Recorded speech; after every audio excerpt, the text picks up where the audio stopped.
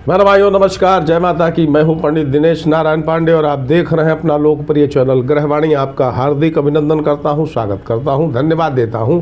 आप मेरे चैनल में मेरे सामने हैं।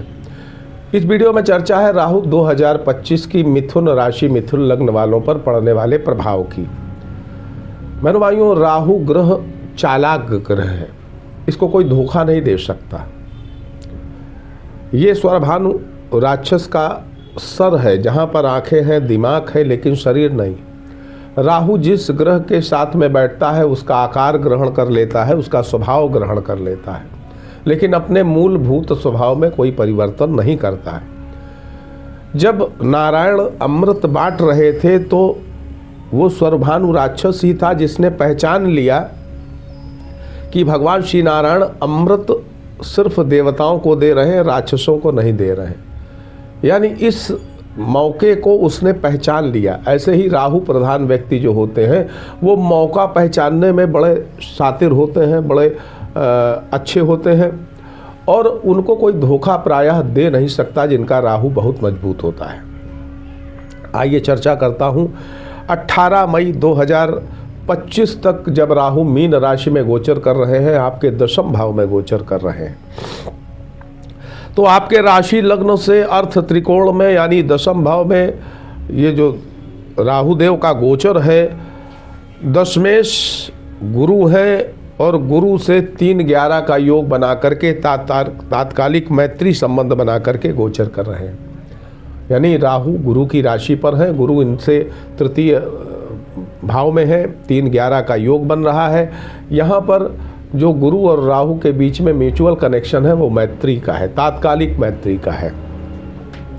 अब गुरु आपके सप्तम भाव के स्वामी है, दसम भाव के स्वामी है, वहाँ राहु बैठ करके इन दोनों क्षेत्रों में झंडे गाड़ने का काम करेंगे इन समरी। अब आइए समझते हैं। कर्म क्षेत्र में सकारात्मक बदलाव देखने को मिलेंगे आपको, कर्म क्षेत्र में सकारात्मक बदलाव देखने को मिलेंगे। सामाजिक सहानुभूति आप प्राप्त करेंगे और सामाजिक सहानुभूति से चुनाव भी जीत सकते हैं अगर आप चुनाव लड़ रहे हैं। अब यहाँ सिर्फ राजनीति में चुनाव लड़ने की बात नहीं है। आप सामान्य व्यक्ति हैं, आप राजनीति से कोई लेना देना नहीं है, लेकिन फिर भी आप जहाँ पर भी हैं वहाँ अपने आसपास का जो सराउंडिंग है वहाँ से आपको लोकप्रियता मिलेगी, सहानुभूति मिलेगी, प्यार मिलेगा, स्नेह मिलेगा, है ना। कोई नया उद्योग स्थापित करना चाह रहे हैं, व्यापार स्थापित करना चाह रहे हैं, नौकरी में भी आप कोशिश कर रहे हैं, तो ये जो राहु है ये आपको आत्मनिर्भर बना देगा। यानी आप इनको स्थापित करके एक रोजगार प्राप्त कर लेंगे। नौकरी कर रहे हैं तो पदोन्नति का हो सकती है, कोई नया प्रभार आपको मिल सकता है। आकस्मिक रूप से ऐसी स्थितियां आपके साथ बन सकती हैं। 29 मार्च से 18 मई के बीच में कार्यक्षेत्र, व्यापार, नौकरी या सामाजिक जीवन में कोई बड़ा क्रांतिकारी परिवर्तन आपको देखने को मिल सकता है। उच्च अधिकारियों से मदद मिल सकती है। भूमि, भवन, रियल एस्टेट और ट्रांसपोर्ट से जुड़ी कई सकारात्मक संभावनाएं आपकी इस अवधि में बन सकती हैं। मेरे भाइयों, थोड़ा सा जुकाम है, थोड़ी परेशानी है, उसको आप एडजस्ट करिएगा। बताना मेरा धर्म है तो मैं बता रहा हूँ। तो कई आपके जीवन में कई सकारात्मक परिवर्तन हो सकते हैं। कई योजनाएं जो आपकी लंबित रही हों, पेंडिंग में रही हों, वो पूरी हो सकती हैं। अदालती मामलों में आपको जीत मिल सकती है। शासन सत्ता का सहयोग भी आपको मिलेगा और जो विद्यार्थी शिक्षा प्रतियोगिता की तैयारी कर रहे हैं उनके लिए भी श्रेष्ठ समय ये राहु प्रदान करने वाले हैं। 18 मई की अवधि में, 18 मई 2025 तक की अवधि में प्रायः पूरा वर्ष अगर देखें तो 18 मई 2025 की ही बात अगर कहें तो छोटी बात है। पूरा वर्ष शिक्षा प्रतियोगिता की तैयारी कर रहे छात्रों के लिए श्रेष्ठ है। नौकरी पाने की संभावनाएं हैं और शिक्षा के कई अच्छे मापदंड आप पूरे कर सकते हैं इस अवधि में।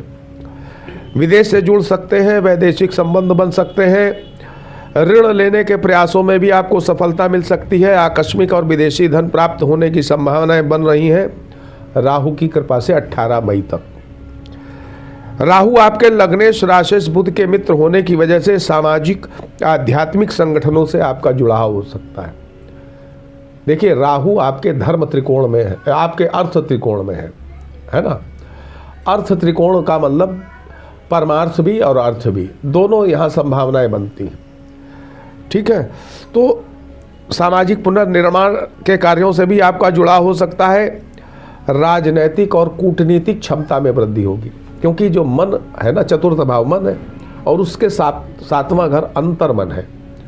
अब वहाँ पर राहु बैठेगा तो अंतर्मन में कूटनीतिज्ञता पैदा होती है, राजनीति की सक्षमता पैदा होती है। आप अपने विरोधियों को परास्त कर पाएंगे। आपके हठ और स्वाभिमान में वृद्धि भी हो सकती है इस अवधि में। वाहन उद्योग, रियल एस्टेट और भौतिक सुख संसाधनों की अगर आपकी चाहत है या आप इस व्यवसाय में हैं तो अच्छे लाभ मिल सकते हैं। रिस्क लेना पड़ेगा, कुछ खतरों से भी जूझना पड़ सकता है। आपके पराक्रम से राजसी ऐश्वर्य आपको मिल सकता है इस वर्ष, लेकिन कुछ गलतियां आपको राजदंड भी दिला सकती हैं। इस बात पर भी आपको सतर्क रहना चाहिए। 29 मार्च से 18 मई के बीच कोई बड़ा धोखा भी आपको मिल सकता है। 29 मार्च से लेकर के 18 मई के बीच की अवधि में कोई बड़ा धोखा आपके साथ हो सकता है, इसके प्रति भी सतर्क रहिएगा।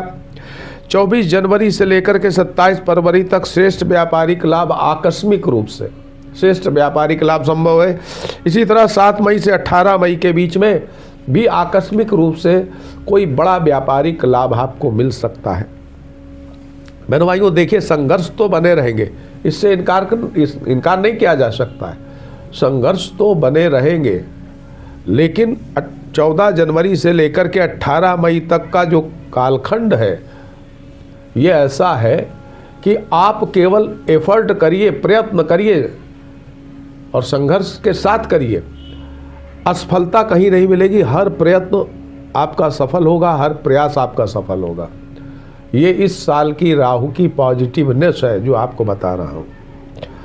अब 18 मई से लेकर के 5 दिसंबर 2026 तक ये राहु देवता आपके नवम भाव में गोचर करेंगे। आप भाइयों, नवम भाव में राहु का गोचर शनि की राशि पर और त्रिकोण अष्टमेश होते हैं आपके शनिदेव, और शनि इनके भाव से दूसरे भाव में है, यानी तात्कालिक मैत्री संबंध यहाँ भी बन रहा है।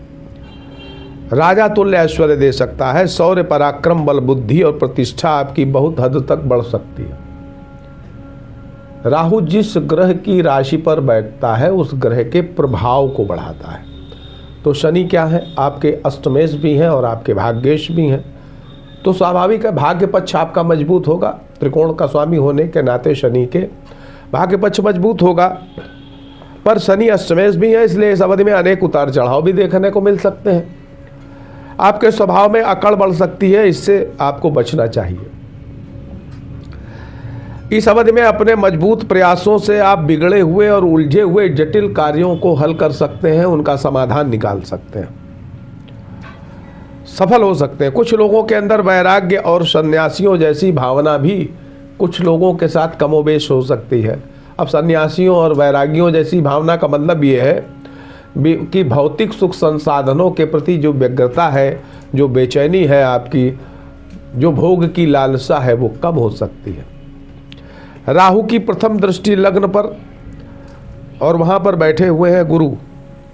आपका राजनीतिक वर्चस्व बढ़ जाएगा, आपका राजनीतिक वर्चस्व बढ़ेगा, परंतु कार्य क्षेत्र, नौकरी, व्यापार में कोई बड़े धोखे की भी आशंका है। इस वर्ष धोखे से बचिएगा। और ये भी खास बात बता दूं कि राहु यहाँ प्रभावी है, धोखा आपको दिखाई दे जाएगा, धोखा आपको दिखाई दे जाएगा, तो धोखे से बचना पड़ेगा। आपकी तरक्की, प्रमोशन में भी अचानक अवरोध आ सकते हैं। पूजा पाठ से मन विचलित हो सकता है। तंत्र मंत्र साधनाओं के प्रति आपका रुझान बढ़ सकता है। राहु की सप्तम दृष्टि तृतीय भाव पर, कुटुंब सहयोग मिलेगा, पर नौकरी में स्थान परिवर्तन करना चाहेंगे या आप स्वयं नौकरी में परिवर्तन करना चाहेंगे, ऐसी स्थिति बन सकती है। नवम दृष्टि शिक्षा, प्रतियोगिता संतान प्रेम संबंधों के लिए श्रेष्ठ परिणाम दे सकती है। 30 अगस्त से 15 सितंबर की अवधि में किसी अप्रिय घटना की भी आशंका है, तो आप वाहन आदि प्रयोग में सावधानी रखिएगा। और नौकरी व्यापार में कहीं पर भी लापरवाही, आर्थिक लेन देन में कहीं पर भी कोई लापरवाही आपको नहीं करनी चाहिए। 18 मई से वर्षांत तक की बात कहें तो आकस्मिक रूप से जीवन के हर क्षेत्र में आशा से अधिक आपको लाभ मिल सकता है। मित्रों का सहयोग मिल सकता है, किंतु मानसिक व्यथा आपके साथ बनी रहेगी। इस वर्ष विवाह संभव है। विवाह संभव है सभी के लिए, लेकिन उनके लिए विशेष जो अंतरजातीय विवाह करना चाहते हैं या विदेशी संबंधों में विवाह करना चाहते हैं, उनके लिए ये वर्ष बहुत श्रेष्ठ समय है। इस वर्ष ऐसे विवाह हो सकते हैं। इस वर्ष में आपको छोटे भाई बहनों के स्वास्थ्य पर भी ध्यान रखना चाहिए और कोशिश करिएगा अच्छे और पॉजिटिव लोगों के बीच में उठा बैठक करें, उनके बीच में रहें। अब नक्षत्र के आधार पर देखें बहनों भाइयों, तो मिथुन राशि में 3 नक्षत्र आते हैं। मृगशिरा नक्षत्र के 2 चरण, आद्रा के 4 चरण और पुनर्वसु नक्षत्र के 3 चरण। मृगशिरा नक्षत्र वालों के लिए 16 मार्च तक श्रेष्ठ समय है। अनेक आकस्मिक लाभ मिल सकते हैं, भाग्य का पूरा सहयोग मिलेगा। रिसर्च फील्ड से जुड़े लोगों को विशेष सफलता। और 16 मार्च से 23 नवंबर तक जब राहु पूर्वा भाद्रपद नक्षत्र में गोचर करेंगे तो सर्वांगीण उन्नति व्यापार क्षेत्र में आपकी होगी, लेकिन लापरवाही आपको ठीक नहीं रहेगी। 23 नवंबर से जब राहु देवता अपने नक्षत्र सतभिषा में गोचर करेंगे तो आर्थिक पक्ष आपका बहुत मजबूत हो जाएगा।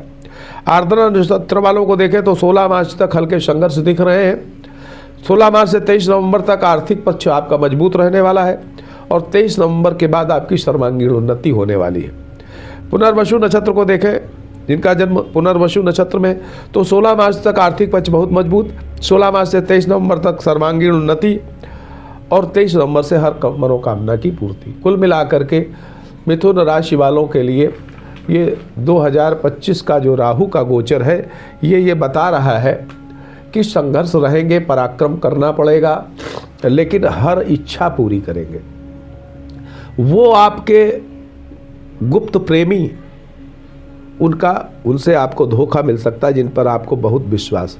आपको शत्रुओं से धोखा मिल सकता है, लेकिन अच्छी बात यह है कि धोखा मिलने के पहले आप पहचान लेंगे कि कहाँ से धोखा मिल रहा है और क्या धोखा मिल रहा है। तो आप अपने कार्यक्षेत्र में लापरवाही बिल्कुल मत करिएगा और आप पराक्रम पुरुषार्थ करिएगा। सारी मनोकामनाएं इस वर्ष आपकी पूरी होनी है। मानसिक व्यथा थोड़ी बहुत रहेगी, लेकिन सफलताएं भी आपके कदम चूमेंगी। तो आप सुखी रहें, समृद्ध रहें। इसी मंगलमयी कामना के साथ मैं पंडित दिनेश नारायण पांडे आपसे विदा लेता हूं। प्रेम से बोलिए जय माता की।